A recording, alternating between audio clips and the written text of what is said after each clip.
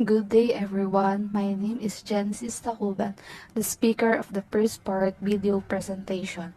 This chapter 5 aims to tackle about the great novel Noli Me Tangere and the first homecoming. As a man obsessed with freedom and liberty for the Filipino people, Rizal proposed a book writing project to the Filipino members of the Círculo Hispano Filipino. The book will deal on the social, cultural, and political aspects of life in the Philippines. Noli Me Tangere is a Latin phrase that Rizal took from the Bible, meaning touch me not. In John 20 verses 13 to 17, the newly risen Christ says to Mary Magdalene, touch me not, I am not yet ascended to my Father, but go to my brethren and say unto them, I ascended unto my Father and their Father, and to my God and your God. Noli Me Tangere is a Spanish language novel written by Dr. Jose P. Rizal that is credited with the awakening of nationalism among the Filipinos of Rizal's time. It was published in 1887 in Berlin. The novel is commonly referred to by its shortened time, Noli. The English translations of Charles Devonshire was titled The Social Cancer, although some of the translations retain the original Latin.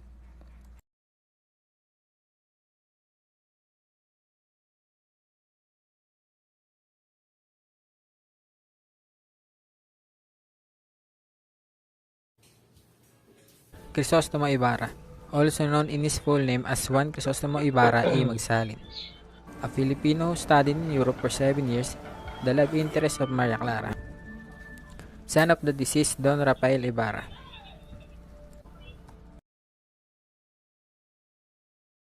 Elias, Ibarra's mysterious friend, a master boater, also a fugitive.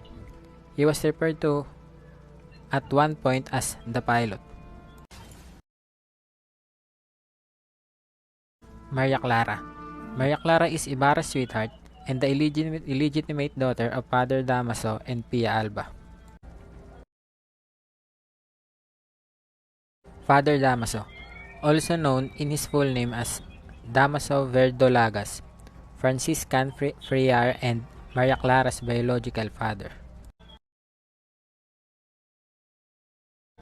Sisa, the mother of Basilio and Crispin, who became insane after losing her sons. Capitan Tiago, also known in his full name as Don Santiago de los Santos, the known father of Maria Clara but not the real one.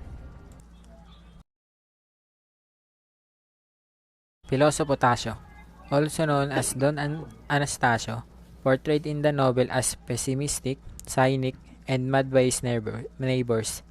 He portrays the role of a philosopher who was completely misunderstood in many aspects.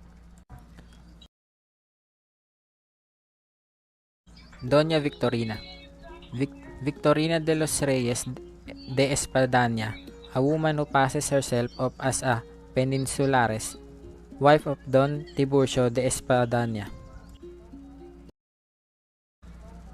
Pedro, abusive husband of Sisa who loved cockfighting. Don Rafael Ibarra, known in the plot as a concerned citizen and a property owner who was the father of Crisostomo Ibarra. The schoolmaster, a teacher at San Diego whose view in the novel represented the weak and useless education in the Philippines. He attributes the problem from facilities and methods of learning that the friars implemented in the country.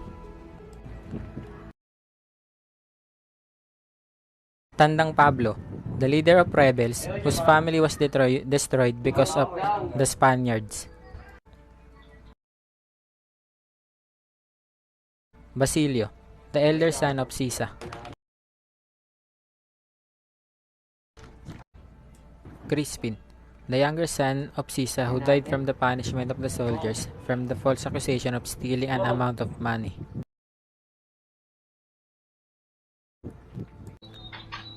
Padre Sibila, Hernando de la Sibila, a Filipino friar. He is described as short hair and has a fair skin.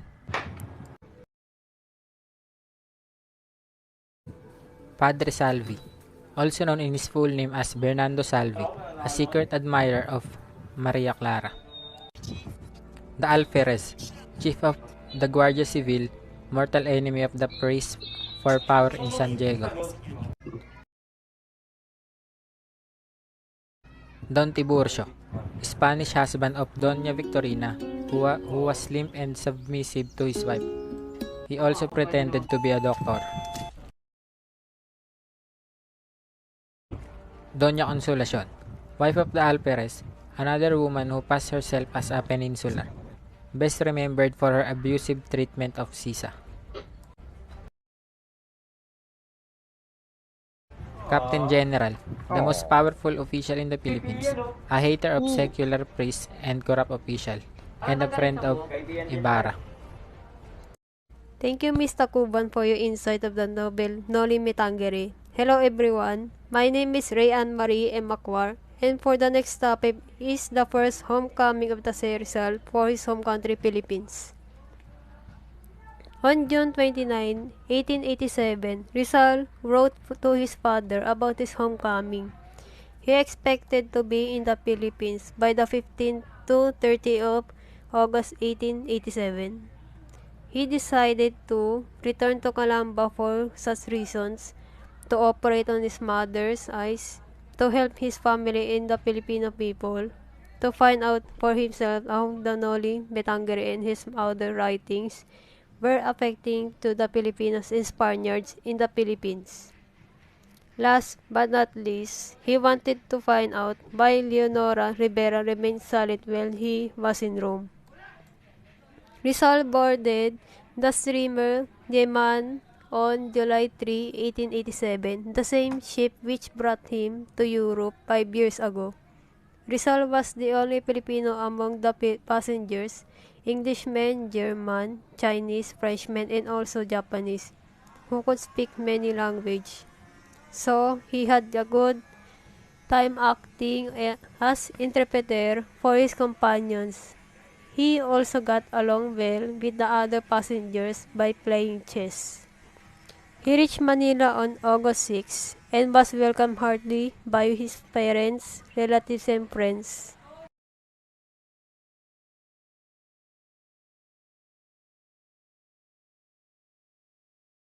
He found Manila the same as when he left it 5 years ago.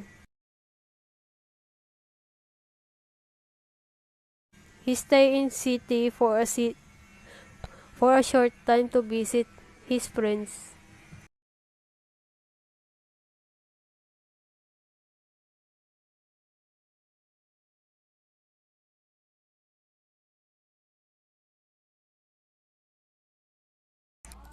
He returned to Calamba on August 8. In Calamba, Rizal built a medical clinic with his mother as his first patient who was almost blind. He treated his mother's eyes but could not be operated on because her eyes contracts were not yet ripe. His coming back on the doctor spread far and wide. He was called Dr. Oliman because he came from German. His professional fees were reasonable, even gratis for the full. Hello, my name is Osamer Ramirez, the next speaker for the trouble in Noli Me Tangere. A few weeks after his stay in Calamba, he received a letter from the Governor General Emilio Terrero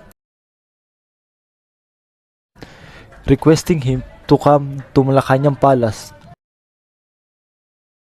to explain about the subversive ideas contained in the Noli Me Tangere.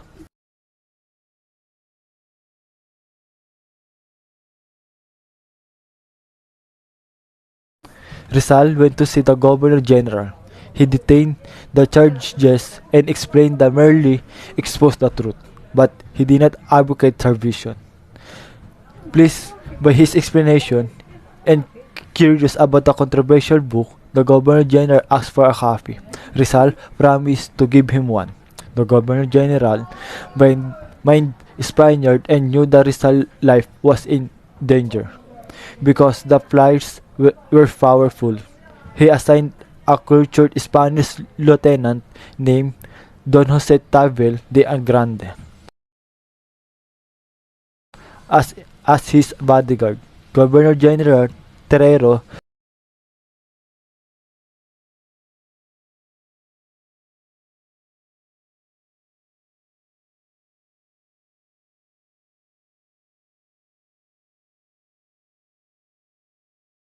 read the Noli Me Tangere and found nothing wrong with it.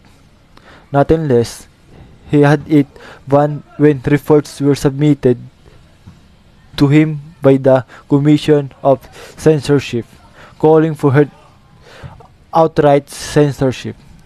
The banning of Noli Me Tangere made it more popular, causing everybody among the masses read the novel and night secretly.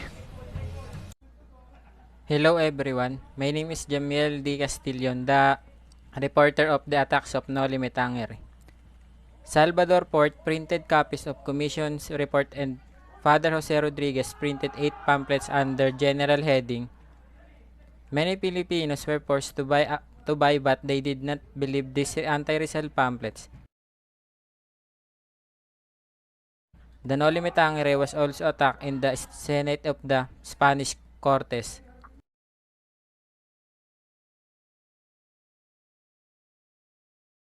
It was also vociferously attacked by the Spanish academician Vicente Barrantes, who was once a ranking official of the Philippines.